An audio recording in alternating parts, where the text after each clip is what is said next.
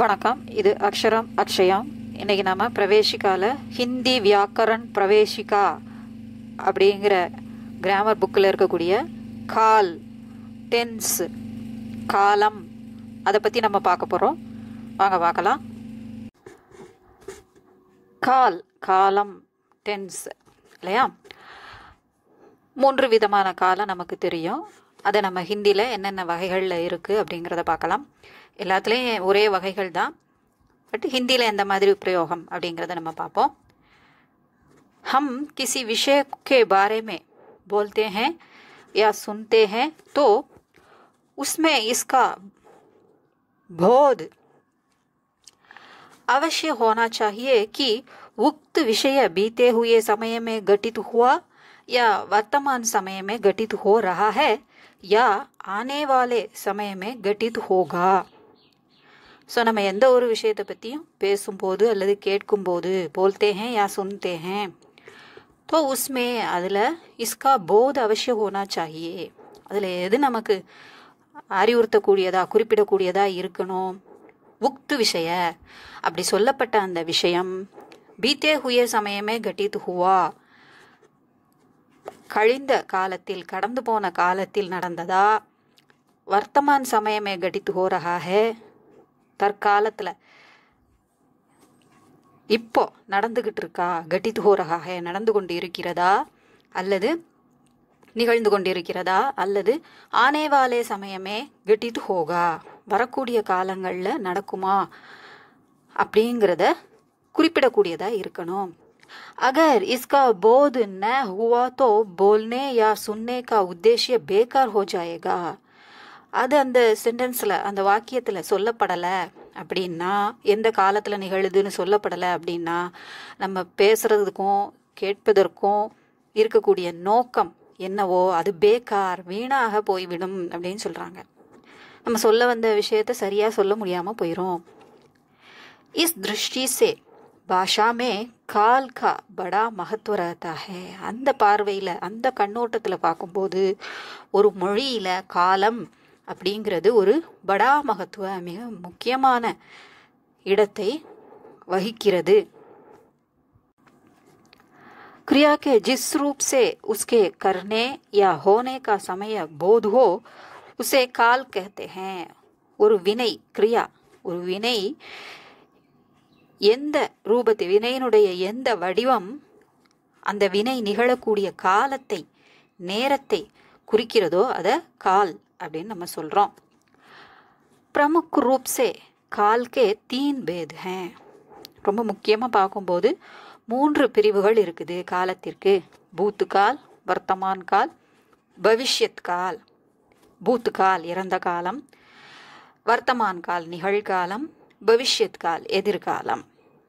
Present tense, sorry first பூத்து கால் past tense, Vardhaman கால் present tense, பவிஷ்யத் கால் future tense. இப்போ அந்த ஒவ்வொன்றும் எத்தனை வகைகள் அப்படிங்கிறத பார்க்க போகிறோம். பூத் கால் ஃபஸ்ட்டு இறந்த காலம், அதை பார்க்க போகிறோம். பாஸ்ட் டென்ஸ், பூத் கால்கே 7 பேத் ஹே. ஸோ 7 வகைகள் இருக்கின்றன. சாமானிய பூத், ஆசன்ன பூத், பூர்ண பூத், அபூர்ண பூத், சந்திக்த பூத், சம்பாவிய பூத், ஹேத்து ஹேத்து மத் பூத்.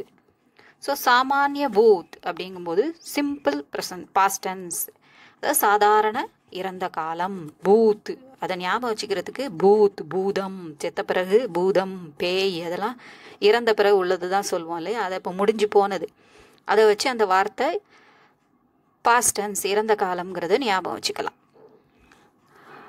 ஆசன்ன பூத் இப்போ தான், அண்மையில் தான். ஆசன்ன இப்போ தான், அருகாமையில் தான், அண்மையில் தான், கொஞ்ச நேரத்துக்கு முன்னாடி தான் அந்த நிகழ்வு நடந்தது. அது இறந்த காலமாக இருந்தாலும் பக்கத்தில் தான் நடந்தது, நிகழ்காலத்தில் வந்து முடிஞ்சிருக்கு அப்படிங்கும்போது அதை ஆசன்ன பூத், அண்மை இறந்த காலம், ரீசன்ட் பாஸ்ட் அப்படின்னு நம்ம சொல்கிறோம். பூர்ண பூத், பூர்ணம் முழுமை அடைஞ்சிருச்சு அந்த இறந்த காலம், அப்போ முற்று பெற்ற இறந்த காலம், பர்ஃபெக்ட் பாஸ்ட் டென்ஸ். அபூர்ண பூத், அப்போது அதுக்கு ஆப்போசிட் இல்லையா, முற்று பெறாத இறந்த காலம் இம்பர்ஃபெக்ட், அது இன்னும் நடந்துக்கிட்டு இருக்கு, நடந்து கொண்டு இருந்ததை சொல்கிறாங்க. பாஸ்ட் டென்ஸில் நடந்து கொண்டு இருந்ததை சொல்கிறாங்க. அது இப்போ வகைகள் பார்க்கும்போது தெரிஞ்சிடும். சந்திக்து சந்தேகத்திற்குரிய இறந்த காலம், இப்படி இருக்கலாம் அப்படி இருக்கலாம் அப்படின்னு சந்தேகத்தோடு சொல்லக்கூடியது டவுட்ஃபுல் பாஸ்ட் டென்ஸ். ஹேத்து ஹேத்து மத் பூத்கால், அப்போது கண்டிஷனல் நிபந்தனையோடு சொல்லக்கூடியதெல்லாம், நீ இப்படி செஞ்சிருந்தா அப்படி செஞ்சிருந்தா அந்த மாதிரி சொல்லக்கூடியதெல்லாம் கண்டிஷனலில் வந்துடும். இப்போ அதான் ஒவ்வொன்றா நம்ம பார்க்க போகிறோம். ஃபஸ்ட்டு சாமானிய பூத், முதல்ல நம்ம பார்க்க போகிறது சாதாரண இறந்த காலம், சிம்பிள் பாஸ்ட் டென்ஸ். यह भूतकाल का सामान्य रूप है, இது இறந்த காலத்தின் ஒரு சாதாரண, சாமானிய அப்படின்னா அவன் சாமானியமான ஆளு கிடையாது, அவன் சாதாரண ஆளு கிடையாது அப்படின்னு சொல்கிறதுக்கு நம்ம உபயோகப்படுத்துவோம். அதை வச்சு இதை ஞாபகம் வச்சுக்கலாம். நம்ம புழக்கத்தில் இருக்கிற வார்த்தையை வச்சு ஞாபகம் வச்சுக்கலாம். சாதாரண இறந்த காலம் சாதாரண வடிவத்தை கொண்டது. क्रिया का जो रूप भूतकाल को प्रकट करें लेकिन उसकी समाप्ति का निश्चित समय प्रकट न करे உசே சாமானிய பூத்து. சாதாரண இறந்த காலத்தில் அது பூத்து காலில், அதாவது இறந்த காலத்தில் அது முடிஞ்சிருச்சு, இறந்த காலத்தை அது குறிக்கணும் அதோட. ஆனால் அது முடிஞ்சு போயிருச்சின்னு காமிச்சாலும் இப்போ தான் முடிஞ்சுது, எந்த டைமில் முடிஞ்சுது, எந்த சமயத்தில் முடிஞ்சுது அப்படின்னு கரெக்டாக அதை சரியான முறையில் குறிப்பிட்டு சொல்லாமல் இருந்தது அப்படின்னா அதை சாதாரண இறந்த காலம் அப்படின்னு சொல்கிறாங்க. உதாரணம், விக்னேஷ்னே பத்ரிலிகா, விக்னேஷ் கடிதம் எழுதினான். காயத்ரினே கீத் காயா, காயத்ரி பாடல் பாடினாள். இப்போ இதில் சிம்பிள் பாஸ்ட் டென்ஸில் சாதாரண இறந்த காலத்தில் நே வச்சு எழுதுகிற வழக்கம் உண்டு. சில எக்ஸம்ஷன்ஸில், அதாவது விதிவிலக்கில் நே அப்படிங்கிறது உபயோகப்படுத்தாமல் இருக்கும் சிம்பிள் பாஸ்ட் டென்ஸில். அது எந்தெந்த இடங்களில் என்னென்னங்கிறதுக்கு நேக்கா பிரயோக் அப்படின்னு ஒரு தனி சாப்டர் இருக்குது. அதில் போய் பார்த்தீங்கன்னா நல்ல விளக்கம் கிடைக்கும். பிதாஜி புஸ்தக் லாயே, தந்தையார் புத்தகம் கொண்டு வந்தார். ஹம்னே தும்கோ தேகா, நான் உன்னை பார்த்தேன், நாங்கள் உன்னை பார்த்தோம் அப்படின்னு இருக்கு. இதெல்லாம் சாதாரண இறந்த காலம் அப்படின்னு சொல்கிறாங்க. என்ன, எப்போ பார்த்தேன், என்ன பார்த்தேன், நேற்று பார்த்தேன், இன்னைக்கு பார்த்தேன், இந்த டைமில் பார்த்தேன், அதெல்லாம் எதுவுமே சொல்லலை இல்லையா, பார்த்தேன் அவ்வளோதான். அதனால சிம்பிள் பாஸ்ட் டென்ஸ். இது எல்லாமே சமயத்தை குறிப்பிடலை, ஆனால் முடிஞ்சிருச்சுங்கிறத காமிக்குது, அவ்வளோதான். ஆசன்ன பூத், இப்போ தான் முடிஞ்சிருக்கு, அருகாமையில் தான், அண்மையில் தான் முடிஞ்சிருக்கு. அருகாமைங்கிறத விட அண்மைங்கிறது பொருத்தமாக இருக்கும். அண்மைங்கிறது காலத்தோட குறிக்கக்கூடியது. இப்போ தான் அந்த வேலை முடிஞ்சிருக்கு. क्रिया का जो रूप यह प्रकट करे कि कार्य भूतकाल में शुरू होकर वर्तमान काल में समाप्त हुआ है, अर्थात अभी अभी समाप्त हुआ है, उसे आसन्न भूत कहते हैं. அதான் பூத்துக்கால், இறந்த காலத்தில் தொடங்கின அந்த வினை நிகழ்காலத்தில் வந்து இப்போ தான் முடிஞ்சிருக்கு, அப்பவும் அது முடிஞ்சுதான் இருக்குது, அப்போ அது இறந்த காலத்தை சேர்ந்துருது இல்லையா, அதனால தான் ஆசன்ன பூத் அப்படின்னு சொல்லியிருக்காங்க. அதுக்கு உதாரணம் பார்ப்போம். ஜெய்சே மே ஆயா ஹூ, மே நான், ஆயா ஹூ வந்து இருக்கிறேன், நான் வந்திருக்கேன். அப்போது நிகழ்காலத்துக்கு வந்துருச்சு அது, ஆனால் முடிஞ்சிருச்சு, வந்து இருக்கிறான், ஆனால் இப்போ தான் முடிஞ்சிருக்கு. ஹம்னே பாட்டு லிக்கா ஹே, ஹம்னே பாட்டு லிக்கா ஹே, நாங்கள் பாடம் எழுதியிருக்கிறோம். நௌகர் தூத் லாயா ஹே, வேலைக்காரன் பால் கொண்டு வந்து இருக்கிறான். உன்ஹோனே தாஜ்மஹல் தேகா ஹே, அவன் தாஜ்மஹல், சாரி அவர், ஏன்னா உன்ஹோனே அவர் தாஜ்மஹல் பார்த்து இருக்கிறார். பூர்ணபூத், அப்போ இது முழுமையாக முடிஞ்சிருக்கு. பூர்ணபூத் அப்படிங்கிறது முற்று பெற்ற, பூர்ணம், முழுமை. क्रिया का जो रूप यह प्रकट करे कि कार्य भूतकाल में शुरू होकर भूतकाल में ही समाप्त हुआ था, अर्थात समाप्त हुए बहुत समय बीत चुका, उसे भूतकाल पूर्णभूत कहते हैं. அதாவது क्रिया का जो रूप यह प्रकट करे कि, வினைச்சொல்லின் ஒரு வடிவம், எந்த ஒரு வடிவம் இதை நமக்கு வெளிப்படுத்துகிறதோ, நம்ம ஹிந்தியில் அப்படி தான் வாக்கியம் இருக்கும் இல்லையா, எல்லாத்தையும் சொல்லிட்டு நம்ம இதை வெளிப்படுத்துகிறது, படுத்தக்கூடியதுன்னு நம்ம சொல்லி முடிச்சிருவோம் தமிழில். பட் இதில் எப்படி இருக்குது இல்லையா. ஸோ எதை சொல்லுது, காரிய கி தட் காரிய भूतकाल में शुरू होकर भूतकाल में ही समाप्त हुआ था. இறந்த காலத்திலேயே ஆரம்பித்து இறந்த காலத்திலேயே முடிந்து விட்டது, முடிந்திருந்தது. அர்த்தாத் சமாப்து ஹுயே பகுத் சமய பிச்சுக்கா, எப்போவோ அது முடிஞ்சு போச்சு. இறந்த காலத்திலே ஆரம்பிச்சு இறந்த காலத்திலே அது முடிஞ்சு போச்சு அப்படிங்கிறத சொல்லக்கூடியதா இருக்கிறது தான் பூர்ண பூத். அதுக்கும் வேற ஒரு காலத்துக்கும் சம்பந்தம் இல்லை. அப்பவே நடந்து அப்பவே முடிஞ்சு போச்சு, முழுமையடைந்து விட்டது. இப்போ உதாரணம், தோஸ்த் ஆயாத்தா, எனது நண்பன் வந்து இருந்தான். ஆப் தில்லி கயே தே, தாங்கள் தில்லி சென்றிருந்தீர்கள். மைனே உசே பைசா தியாத்தா, நான் அவனுக்கு பைசா கொடுத்திருந்தேன், பணம் கொடுத்திருந்தேன்.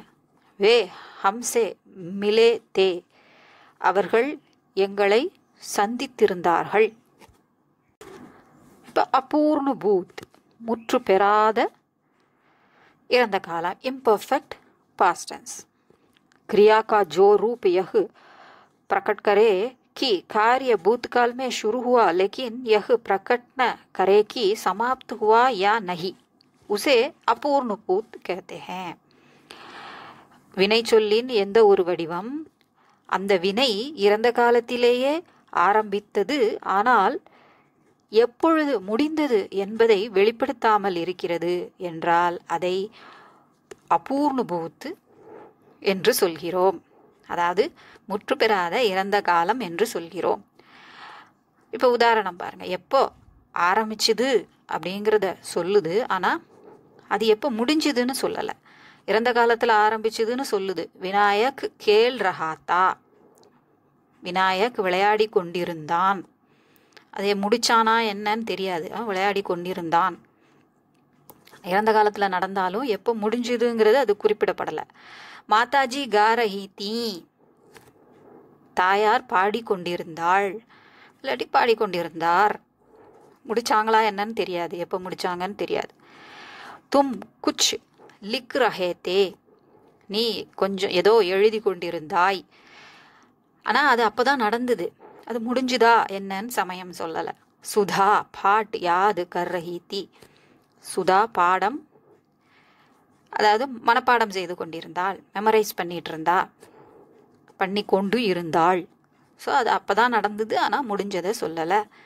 அடுத்தது சந்திக்த் பூத், சந்தேகத்திற்குரிய இறந்த காலம், டவுட்ஃபுல் पास्ट टेंस. क्रिया का जो रूप कार्य के भूतकाल में होने का सही बोध न कराए अर्थात संदेह प्रकट करे उसे संदिग्ध भूत कहते हैं. அதாவது இறந்த காலத்தில் நடந்துதா அப்படின்னு கெஸ் பண்ணி சொல்கிற மாதிரி, சந்தேகத்தோடு நடந்திருக்கலாம் அப்படிங்கிற மாதிரி, அவன் நேற்று அங்கே வந்து சேர்ந்திருக்கலாம் அந்த மாதிரி கெஸ் பண்ணி அதை கெஸ் பண்ணின்னு இல்லை, சந்தேகத்தோடு சொல்கிறது.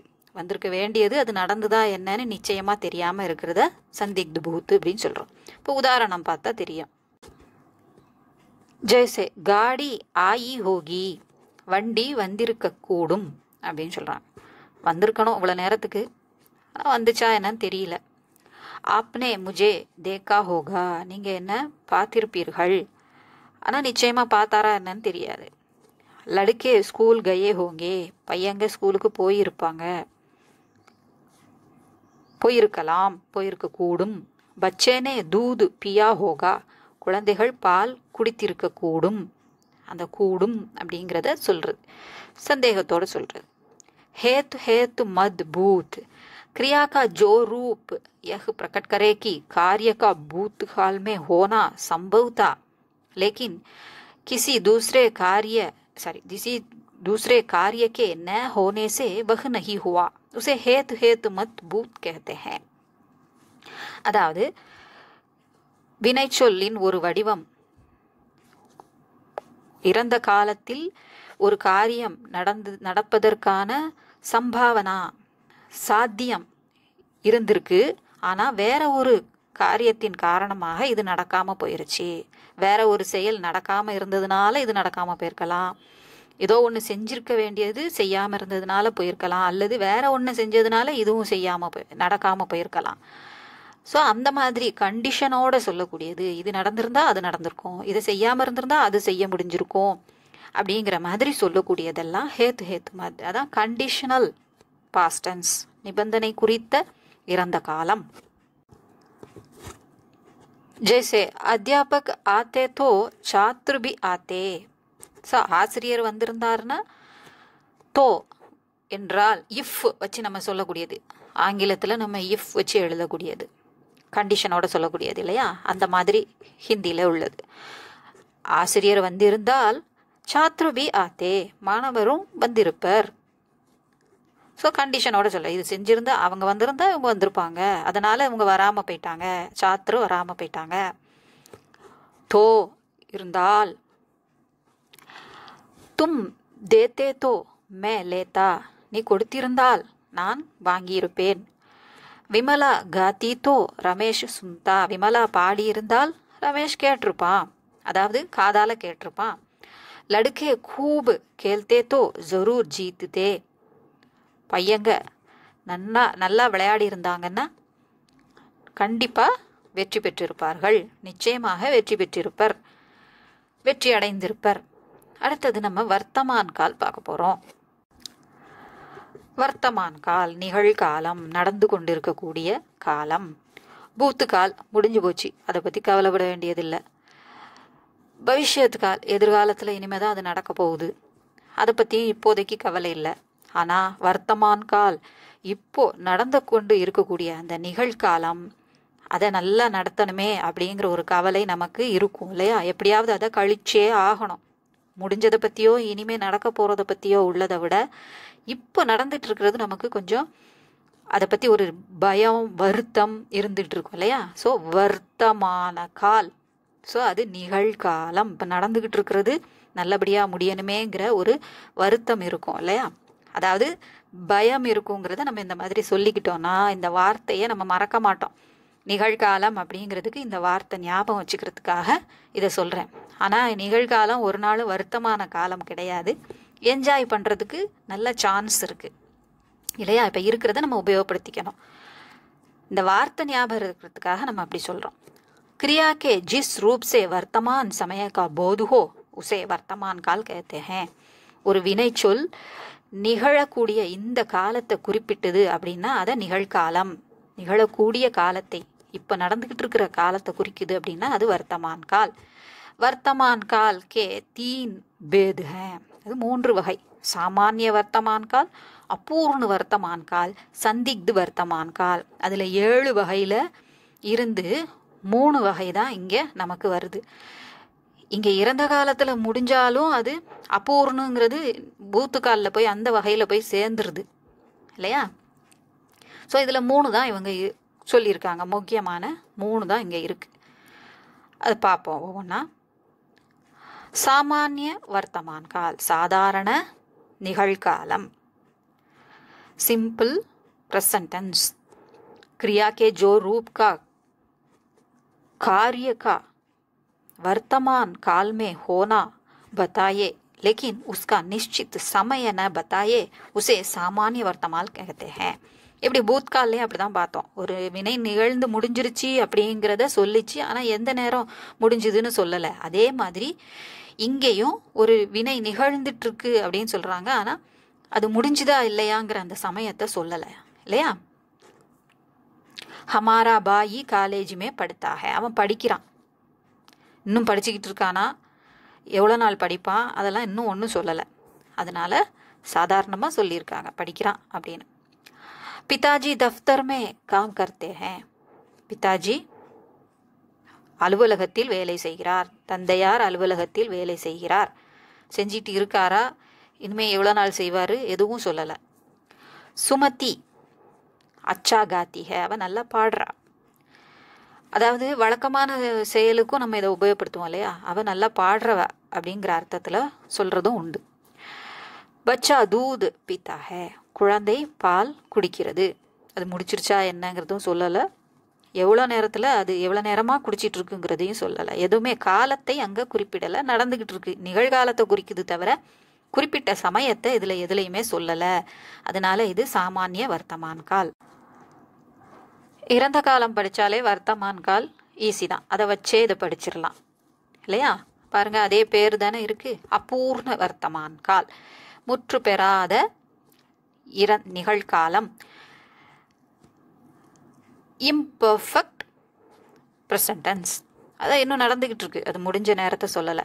क्रिया का जो रूप यह बताए कि कार्य अभी जारी है, पूर्ण नहीं हुआ है, उसे अपूर्ण वर्तमान काल कहते हैं. ஸோ ஒரு காரியம், ஒரு வினை நிகழ்ந்து கொண்டிருக்கிறது, நடந்து கொண்டு இருக்கிறது, இன்னும் முடியலை, எப்போ முடியுங்கிறது சொல்லலை, முடிஞ்ச மாதிரியே அதில் சொல்லலை, அது நடந்துக்கிட்டு இருக்கு, இன்னும் அது முழுமை அடையலை அப்படின்னு சொல்லிச்சின்னா அந்த வினை, அதை அபூர்ண வர்த்தமான் கால்னு சொல்கிறோம், முற்று பெறாத நிகழ்காலம்.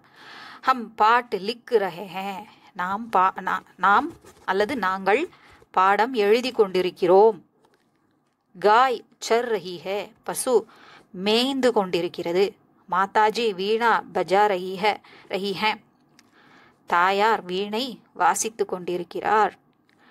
கோடே தோடு ரஹே ஹே, குதிரைகள் ஓடிக்கொண்டிருக்கின்றன. ஸோ அது இன்னும் நடந்துகிட்டு இருக்கு அப்படின்னு சொல்றது கண்டினியூஸ் அப்படின்னு நம்ம சொல்லுவோம் இல்லையா.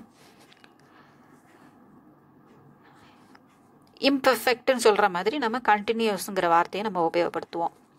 சந்திக்து வர்த்தமான் கால், ஸோ இதுவும் சந்தேகத்தோட சொல்லுது, நடந்து கொண்டிருக்கலாம்னு சொன்ன மாதிரி இப்போ இப்போவும் அதே மாதிரி அந்த பாஸ்ட் டென்ஸ்ல சொன்ன மாதிரி இப்போ நம்ம ப்ரெசன்ட் டென்ஸ்ல சொல்ல போறோம். क्रिया का जो रूप वर्तमान में कार्य का होने में संदेह प्रकट करे उसे संदिग्ध वर्तमान काल कहते हैं. ஒரு வினை நடக்குது அப்படின்னா அது நடக்குதா இல்லையான்னு சந்தேகத்தை வெளிப்படுத்தக்கூடியதா இருந்தா அது சந்திக்த் வர்த்தமான் கால். டவுட்ஃபுல் ப்ரெசன்ட் டென்ஸ் அப்படின்னு எடுத்துக்கணும், சந்தேகத்திற்குரிய நிகழ்காலம். யஹ் லடுக்கா ஸ்கூல் மே படுத்தா ஹோகா, இந்த பையன் ஸ்கூலில் படிப்பானா இருக்கும், படிக்கக்கூடும். சுதா மும்பை மே ரஹதி ஹோகி, சுதா மும்பையில் வசிக்கக்கூடும், வசிக்கிறாள்னு சொல்லலை. கணேஷ் அவுர் விமல் கஸ்ரத் கர்த்தே ஹோங்கே, கணேஷும் விமலும் உடற்பயிற்சி செய்து கொண்டிருக்கக்கூடும், செய்யக்கூடும் அப்படின்னு சொல்லியிருக்காங்க. ரஹா ரஹே வரல, கர்த்தே ஹோங்கே செய்யக்கூடும். வே தோனோ அவுரத்தே டாக் கர் மே நௌகரி கர்த்தி ஹோங்கி, அந்த ரெண்டு பெண்களும் போஸ்ட் ஆஃபீஸில் அதாவது தபால் நிலையத்தில் வேலை செய்யக்கூடும் அப்படின்னு சொல்லியிருக்காங்க. ஸோ டவுட்டோட அவங்க செய்வாங்களா இருக்கும், கண்டிப்பாக தெரியலை,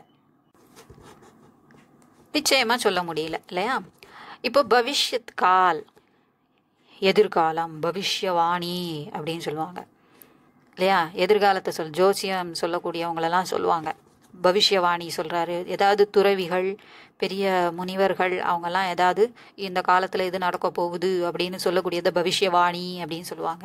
ஸோ எதிர்காலத்தில் இனிமே நடக்கக்கூடியதை பற்றி சொல்கிறது தான் பவிஷ்யவாணின்னு சொல்லுவாங்க இல்லையா. ஸோ அந்த பவிஷ்யங்கிற வார்த்தையை ஞாபகம் வச்சுக்கிறதுக்காக எதிர்காலம், வரும் காலம். क्रिया के जिस रूप से आने वाले समय का बोध हो उसे भविष्यत काल कहते हैं. வரக்கூடிய காலம், ஆனே வாலே சமய கா போத், வருங்காலத்தை குறிக்கக்கூடியதாக ஒரு வினை இருந்தால் அது பவிஷ்யத் கால், எதிர்காலம் என்று சொல்கிறோம். பவிஷ்யத் கால் கே தோ பேத் ஹேன், சாமானிய பவிஷ்யத் கால், சம்பாவிய பவிஷ்யத் கால். சாதாரண இறந்த காலம் அதாவது simple future tense, probable future tense நேரிடு எதிர்காலம். ஸோ இனிமேல் நடக்கலாம் அப்படின்னு, நடக்கட்டும் அப்படின்னு விஷ் பண்ணி சொல்லக்கூடியதெல்லாம் அதில் தான் வரும். பவிஷ்யவாணியில் சொல்கிறதெல்லாம் பவிஷ்ய கால் தான் இல்லையா. உனக்கு மங்களம் உண்டாகட்டும் வாழ்த்துற மாதிரி இருக்கிறதும் அதான். இந்த மாதிரி ஒரு விஷயத்தை எதிர்பார்த்து நடக்கட்டும்னு சொல்கிறதும் இதான். சம்பாவிய, சம்பவிக்கக்கூடிய, சம்பவிக்க வாய்ப்பு இருக்கக்கூடிய. சரி, இப்போ வகைகளை பார்ப்போம். सामान्य भविष्यत काल, क्रिया का जो रूप कार्य का आम तौर पर आने वाले समय में होना प्रकट करे उसे सामान्य भविष्यत काल कहते हैं. आम तौर पर, சாதாரணமாக நடைமுறையில் எதிர்காலத்தில் நடக்கக்கூடிய ஒரு விஷயத்தை ஒரு வினைச்சொல் குறிப்பிடுது அப்படின்னா அதை சாமானிய பவிஷ்யத் கால்னு சொல்கிறோம். மோகன் சென்னை ஜாயகா, மோகன் சென்னைக்கு போவான். கீதா மைதான்மே கேலேகி, கீதா மைதானத்தில் விளையாடுவாள் அப்படின்னு நடக்க போகிறத சொல்கிறது, சாதாரணமாக சொல்கிறது, ரொம்ப பெரிய பவிஷ்யவாணி இல்லை இல்லையா இது. மே ரோட்டி காவுங்கா, நான் ரொட்டி சாப்பிடுவேன், அது தெரிஞ்சு தான் சொல்ல போகிறோம், நடக்க போகிறத அறிந்து தான் சொல்கிறோம். வே ஹம்சே பாத் கரேங்கே, அவங்க எங்களிடம் பேசுவார்கள், அவர்கள் எங்களிடம் பேசுவர். சம்பாவிய, இதான் எதிர்பார்த்து சொல்லக்கூடியது, நடக்க வாய்ப்பு இருக்கிறத பற்றி சொல்லக்கூடியது. நடக்கவும் செய்யலாம், நடக்காமலும் போகலாம், ஆனால் நடக்க ஒரு வாய்ப்பு இருக்குது அப்படிங்கிறத சொல்கிறோம். ப்ராபபிலிட்டின்னு சொல்கிறோம்ல, அதை மாதிரி. संभाव्य भविष्य काल, भविष्यत काल क्रिया का जो रूप कार्य के आने वाले समय में होने की उम्मीद या संभावना प्रकट करें. ஒரு நம்பிக்கையோ எதிர்பார்ப்பையோ ஒரு வினை எதிர்காலத்தில் நடக்க போகுது அப்படிங்கிற ஒரு நம்பிக்கை அல்லது எதிர்பார்ப்போட சொல்லக்கூடிய ஒரு விஷயமா இருந்தா அந்த வினைச்சொல் குறிப்பிட்டால் அது பவிஷ்யத் கால்னு சொல்கிறோம், எதிர்காலம்னு சொல்கிறோம், வருங்காலம். இஸ் சால் கூபு பானி பர்சே, இந்த வருஷம் நல்லா மழை பெய்யட்டும் அப்படின்னு சொல்கிறது, எதிர்பார்க்கறது. தேஷ்கி ஆம்தனி படே, தேசத்தினுடைய நம்ம தேச வருமானம் அதிகரிக்கட்டும், ஆம்தனி வருமானம். ஆப்கா யஷ் அமர் ஹோ, உங்கள் புகழ் உங்கள் பெருமை, அமர் ஹோ அழியாத புகழ் பெறட்டும், அழியாதிருக்கட்டும். ஸோ மர் அப்படின்னா இறத்தல், அமர்னா இரவா புகழ் நம்ம சொல்கிறோம்ல, அதை மாதிரி சொல்கிறாங்க, அழியாத புகழை பெறட்டும். பிரஜா ஸ்வஸ்த் ரஹே, பிரஜைகள் மக்கள் ஆரோக்கியத்தோடு இருக்கட்டும், ஸ்வஸ்த் ஆரோக்கியத்தோடு இருக்கட்டும். ஸோ நம்ம 3 வகை காலம் பார்த்துட்டோம். நிச்சயமாக பிக் கொஸ்டின் 3 இருந்து தான் ஆகணும் இல்லையா, அதை மாதிரி தான் இருக்குது இங்கே. एक या दो वाक्यों में उत्तर दीजिए, काल किसे कहते हैं, காலம் என்று எதை சொல்கிறோம். அங்கே டெஃபினிஷன் மாதிரி கொட்டை எழுத்தில் இருக்கக்கூடியதை மார்க் பண்ணிக்க வேண்டியதான். ரெண்டாவது பிரமுக் ரூப் சே கால் கே கித்தனே பேத் ஹே, ரொம்ப முக்கியமாக நம்ம சொல்ல போனோம் அப்படின்னா கால் எத்தனை வகைப்படும், வே கியா கியா ஹே, அவை என்னென்ன, 3 காலத்தையும் நம்ம சொல்ல போகிறோம், அதை மார்க் பண்ணிக்கணும். சவிஸ்தார் உத்தர் தீஜியே, விஸ்தாரத்துடன் விரிவாக விடையளி தாருங்கள், விடை தாருங்கள், பதில் தாருங்கள். பூத்கால் கிசே कहते हैं, भूतकाल के कितने प्रकार हैं और वे क्या क्या हैं, உதாரண சகித் சம்ஜாயே. ஸோ எதையும் நீங்கள் விட்டுறக்கூடாதுன்னு எல்லாத்துக்கும் கொஸ்டினை கேட்டு வச்சுட்டாங்க. பூத்துக்கால்னு எதை சொல்கிறோம், பூத்துக்கால் எத்தனை வகைப்படும், அவை யாவை, உதாரணத்துடன் விளக்குக. உதாரணத்தை கொஞ்சம் குறைச்சிக்கலாம்லாம் நினைக்கக்கூடாது. 4 வகை இருந்தால் 4 வகையும் எழுதுங்க, 5 வகை இருந்தால் 5ம் எழுதுங்க. ஏன்னா அது ஒவ்வொரு வகையிலையும் எப்படி இருக்குன்னு நம்ம காமிச்ச மாதிரி இருக்கும். இதில் இருக்கிற எல்லாமே எழுதுனாதான் ஃபுல் மார்க் கொடுக்க முடியும் கிராமரை பொறுத்த வரைக்கும். அதனால் நல்லா படித்து எழுதுங்க, ஈஸியாக தான் இருக்குது இல்லையா, அதை நீங்கள் மார்க் பண்ணிக்கோங்க. அடுத்தது வர்த்தமான் கால் கி பரிபாஷா தேத்தே हुए उसके प्रकार का प्रकार पर प्रकाश डालिए. ஸோ நிகழ்காலம் அதில் உள்ள எல்லாத்தையும் மார்க் பண்ணிக்க வேண்டியது, அந்த ஹெட்டிங்கில் உள்ள எல்லாத்தையும். கால் கி பரிபாஷா தேத்தே हुए लिखिए कि भविष्यत काल किसे कहते हैं. இப்போ இதில் சொல்லியிருக்காங்க பாருங்க, கால்னா என்ன அப்படின்னு அதனுடைய பரிபாஷாவை எழுதிட்டு பவிஷ்யத் காலை எழுத சொல்கிறாங்க. ஏன்னா அதில் 2 தான் இருக்குது இல்லையா, அதனால 2 வகை தான் இருக்குங்கிறதுனால அதையும் சேர்த்து எழுத சொல்லியிருக்காங்க. ஸோ அதையும் மார்க் பண்ணிவிட்டு இதையும் மார்க் பண்ணிவிட்டு உஸ்கே பேத் கியா கியா ஹே உதாரணம் தீஜியே, உதாரணம் தாருங்கள், எல்லாத்தையும் இதில் எழுதிட போகிறோம். இது கொஞ்சம் சின்னதாக இருந்தாலும் கால்கி பரிபாஷா கேட்டிருக்காங்க, அதை சேர்த்துக்கணும். 1 லைன் கொஸ்டின், ரோமன் லெட்டர் 1 அதுக்குள்ளது, ரோமன் லெட்டர் 2ல் உள்ள 3க்கும் இந்த லைனை சேர்த்துக்கணும். அப்புறம் ரோமன் லெட்டர் 1ல் உள்ள 2 சின்ன கொஸ்டின், அதுக்கு அடுத்ததே இருக்கக்கூடிய அந்த 3 மார்க் பண்ணிக்கோங்க. ஃபர்ஸ்ட் பிக் கொஸ்டின் இங்கே ஆரம்பிக்குது, பூத்துக்கால். ரோமன் லெட்டர் 2 போட்டு 1 போட்டிருக்குது. அங்கேருந்து இது வரைக்கும் ரோமன் லெட்டர் 2 போட்டு 1 போட்டது. ஜரூர் ஜீத்தே ஜீத்துதே அது வரைக்கும் உள்ளது. லடுக்கே கூபு கேள்தே தோ ஜரூர் ஜீத்துதே வரைக்கும் ஃபர்ஸ்ட் பிக் கொஸ்டின். அடுத்தது வர்த்தமான் காலுக்கு இங்கே ஆரம்பிக்குது, ரெண்டாவது பி கொஷின் இங்கே ஆரம்பிக்குது, இங்கே முடியுது. நௌகரி கர்த்தி ஹோங்கி. இதுக்கு தான் அங்கே நம்ம முன்னால் ஏற்கனவே மார்க் பண்ணியிருக்கோம் அந்த ஒரு லைனு, அதை பண்ணிவிட்டு இதில் கீழே இது வரைக்கும் மார்க் பண்ணிக்கணும், இந்த பக்கம் வரைக்கும் மார்க் பண்ணிக்கணும். Third B question. இது உங்களுக்கு யூஸ்ஃபுல்லாக இருந்திருக்கும்னு நினைக்கிறேன். பிடிச்சிருந்தா லைக் பண்ணுங்கள், ஷேர் பண்ணுங்கள்,